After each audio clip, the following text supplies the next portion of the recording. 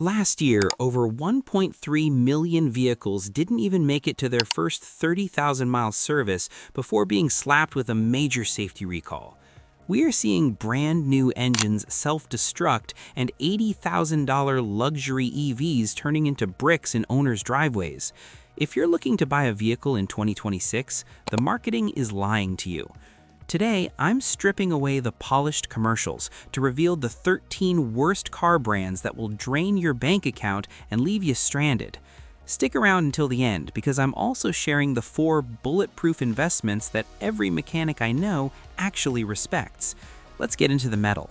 Kicking things off at number 13 is Mitsubishi. If you're shopping on a tight budget and see a Mitsubishi advertised as affordable, pump the brakes hard. These cars often look like a good deal up front, but the long-term reality is frequent shop visits, frustrating breakdowns, and parts that can be tough to source quickly. Consumer Reports has consistently placed Mitsubishi near the bottom for predicted reliability, and they didn't even crack the top 32 brands in recent surveys. Take the Mirage. It's often rated dead last in the subcompact class because owners deal with constant interior rattles, cheap-feeling plastics that wear fast, and an engine that feels underpowered and strained on highways. The Outlander is another common pick, but its CVT transmission has a nasty reputation for shuddering, slipping, and failing well before 70,000 miles. When that happens, you're staring at a repair bill easily over $4,000, sometimes closer to $5,500 depending on the shop. J.D. Power's latest dependability studies have Mitsubishi sitting well below industry average, often in the bottom handful of brands.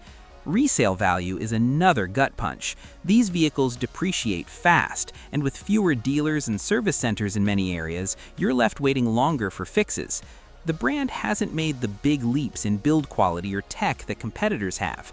If you're eyeing one because the price looks right, ask yourself, do I want to own a car that feels like it's already fighting to stay together? But if you think that's rough, wait until you hear about the next one. Coming in at number 12 is Mini.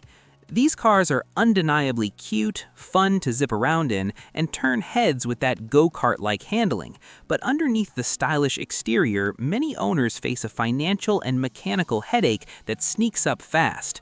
Experts and owner surveys routinely give Mini some of the lowest predicted reliability marks, especially on the Cooper S and Clubman. Common headaches include timing chain problems, oil leaks that can get messy, and electrical gremlins that cause everything from warning lights to failed modules, often showing up before 60,000 miles.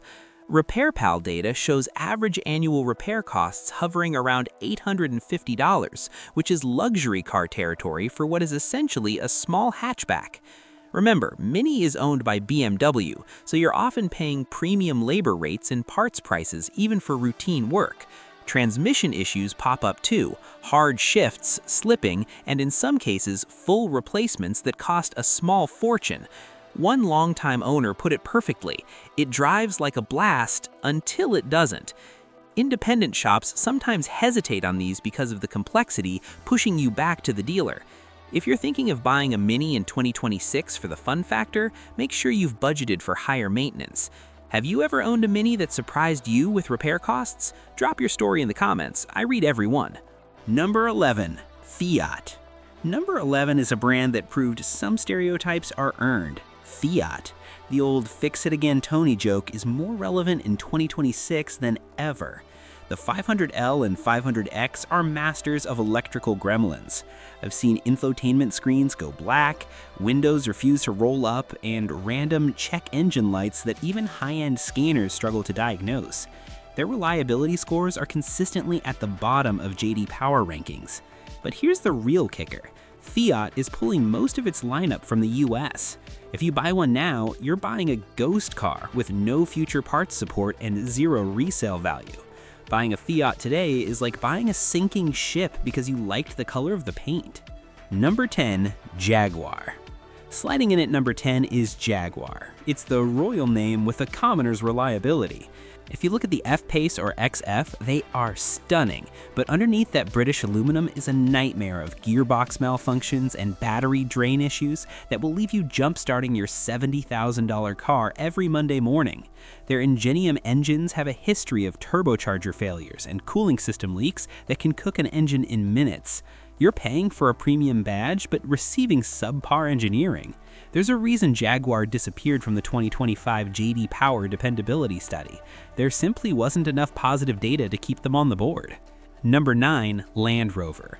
Coming in at number 9 is Land Rover, the king of the Christmas tree dashboard.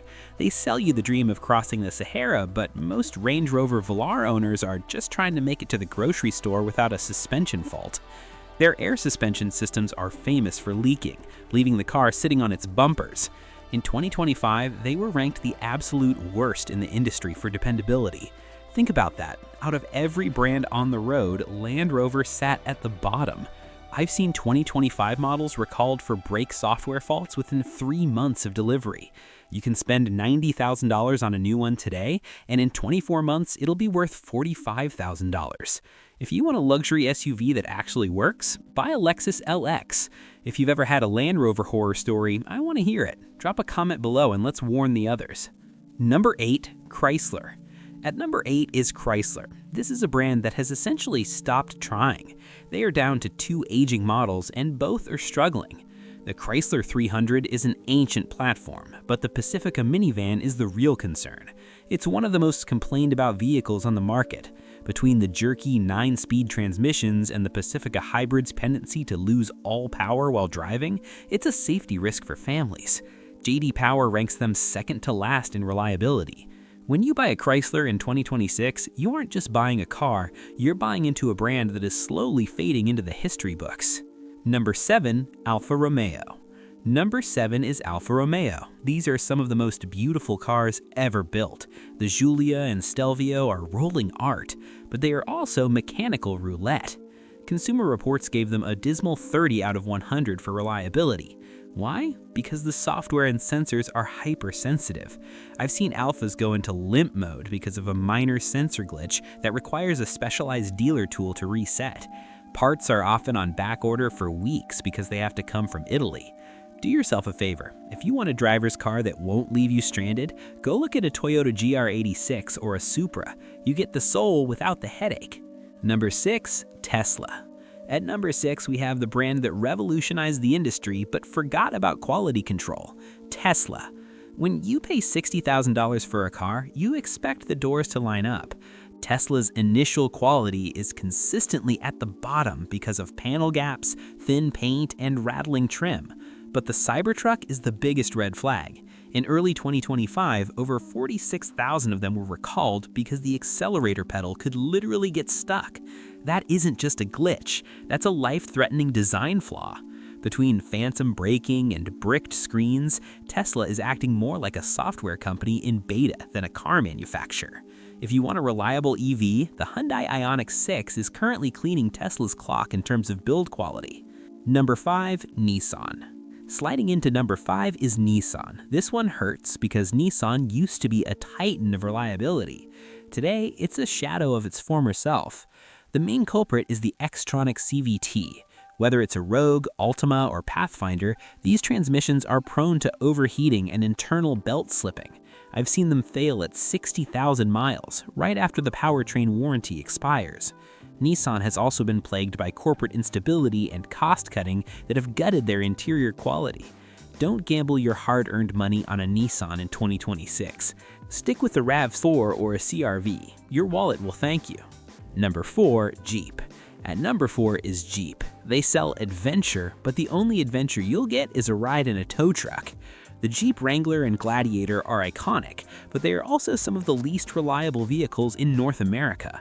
We're talking about death wobble suspension issues, leaking hardtops, and electrical systems that hate water, which is ironic for an off-road vehicle. Even worse, the Wrangler's crash test ratings are terrifying. In small overlap tests, the front wheel has been known to penetrate the cabin. If you want a vehicle that can actually handle the trail and get you home, the Toyota 4Runner is the only logical choice. Number 3, GMC. Coming in at the top 3, we have GMC. They call it professional grade, but as a mechanic, I call it same problems, higher price. GMC is essentially a Chevrolet with more chrome and a bigger markup. The Sierra 1500 and Yukon suffer from the same lifter failures and transmission stutters that plague all GM trucks lately. Their 8-speed and 10-speed transmissions often hunt for gears or clunk into place, leading to multiple recalls. You are paying for a premium luxury truck, but you're getting the same unreliable powertrain found in the base models. If you need a truck that won't quit, look at a Tundra. It's not just marketing, it's engineering. Number 2, Cadillac. The runner-up for 2026 is Cadillac. This was once the standard of the world. Now it's a masterclass in overcomplicating things until they break. Take the Escalade. It's a $100,000 tech fest, but when that Q infotainment system freezes, and it will, you lose control of almost everything in the cabin. Consumer Reports gave Cadillac a 27 out of 100 for reliability. That is an embarrassing score for a luxury brand. They're pushing hard into EVs like the Lyriq, but early owners are reporting massive software bugs that leave the car undrivable. Real luxury is a car that starts every time. Cadillac isn't there yet. And finally, at number 1, the brand you will most regret buying in 2026, Rivian. The hype was massive, but the reality is a nightmare for early adopters. Rivian is trying to build a complex EV and a luxury off-roader at the same time, and they are failing at both. We're seeing total thermal runaway in battery packs and software glitches that brick the entire truck. But the biggest issue is service. Because they don't have a traditional dealer network, if your R1T breaks, you might wait months for a service appointment. In 2022, they had to recall almost every vehicle they ever made because of a loose fastener that could cause you to lose steering control. They have the lowest predicted reliability score in the industry, a 14 out of 100. Being a beta tester for a $90,000 truck isn't a hobby, it's a mistake.